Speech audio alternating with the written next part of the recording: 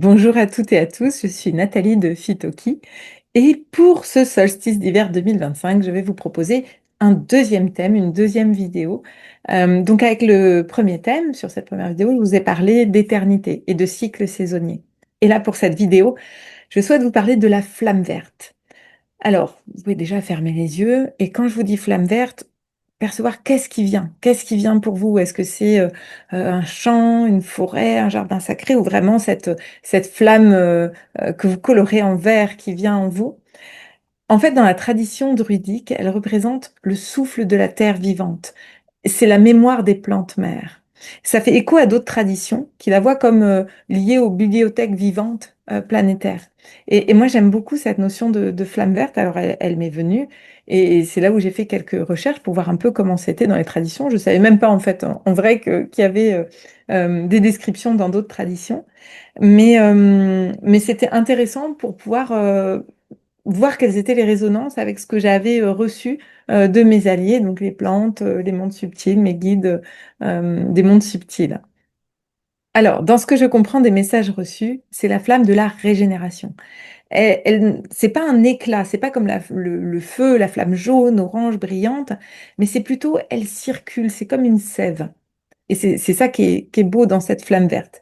Et elle a un lien direct avec l'hiver. Pourquoi j'en parle au moment du solstice? Parce que l'hiver, c'est pas une saison morte, c'est une matrice. L'hiver prépare la régénération. Et pour moi qui n'aimais pas l'hiver, en fait, depuis que je vis en pleine nature, justement, j'ai appris à apprécier puis à voir ce qu'il y avait dessous. C'est quand les plantes m'ont montré ces images de ce qui se passait sous le sol, et j'avais l'impression que c'était comme une fête foraine sous mes pieds. Et depuis, en fait, je vois vraiment l'hiver différemment.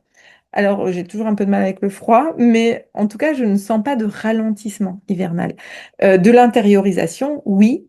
Une vie qui pulse en profondeur, oui. Mais c'est vrai qu'avant, on me disait, oh, l'hiver, tout est ralenti. Mais non, c'est juste le rythme et ne se situe pas au même endroit. Et donc, la flamme verte, elle prépare, elle restaure l'alignement avec les lois invisibles du vivant, celles qu'on ne voit pas.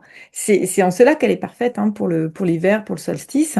Euh, cette saison où l'énergie retourne au noyau, où la sève descend, c'est dans le silence que se prépare la forme qui vient. La flamme verte, elle nourrit notre sol intérieur et elle nous rappelle que notre corps, la terre, l'ombre, puisqu'on est vraiment solstice d'hiver, on parle beaucoup des ombres, de l'obscurité, l'ombre est fertile aussi. Et c'est dans cette ombre fertile que va naître la lumière après. Et donc la flamme verte, elle vient préparer cette émergence. Elle nous reconnecte à ce qui est resté vivant en nous, même dans l'oubli, même dans le froid, même dans l'attente, comme de nombreuses plantes en fait. Si vous ressentez un peu trop l'oubli, le froid, vous êtes dans l'attente, dites-vous que c'est là que se crée, en fait, que va se régénérer votre être et votre élan de vie. Alors, comment on active la flamme verte? Ben justement, elle ne s'active pas.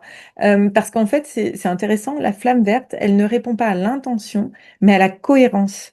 C'est pas, on dit pas, bah voilà, je mets l'intention de réveiller la flamme verte en moi. Non, je prépare le terrain en moi pour que la flamme verte puisse venir.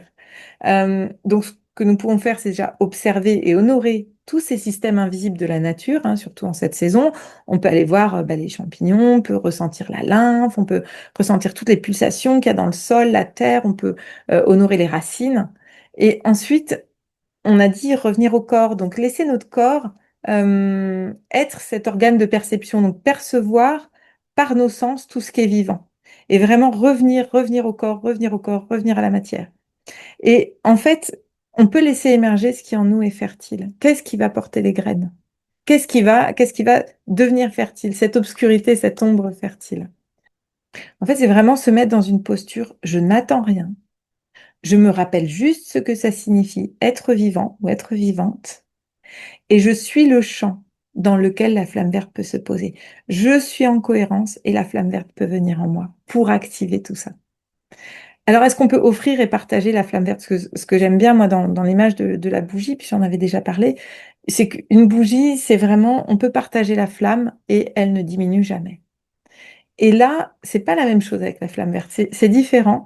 On ne peut pas la partager parce qu'elle est vraiment intime et intérieure. Par contre, on peut partager ce qu'elle fait émerger en nous, ce qu'elle réveille et ce qu'elle éclaire. Et c'est ça notre cadeau. Et c'est un cadeau très précieux. Donc, je vous souhaite de vivre ce solstice dans un silence fertile, dans une joie partagée et dans le respect de tout ce qui est vivant. Et quand on respecte ce qui est vivant, bah, la flamme verte va venir vous éclairer. Vous allez voir, c'est très beau. Donc voilà, c'est ce que je vous souhaite. Je vous souhaite un très joyeux solstice et de joyeuses fêtes. Et je vous souhaite d'être bien accompagné par vos plantes alliées, par vos guides, par le monde subtil. Merci de m'avoir suivi et bah, je vous retrouve très bientôt pour de prochains messages, des plantes, des mondes subtils. À bientôt.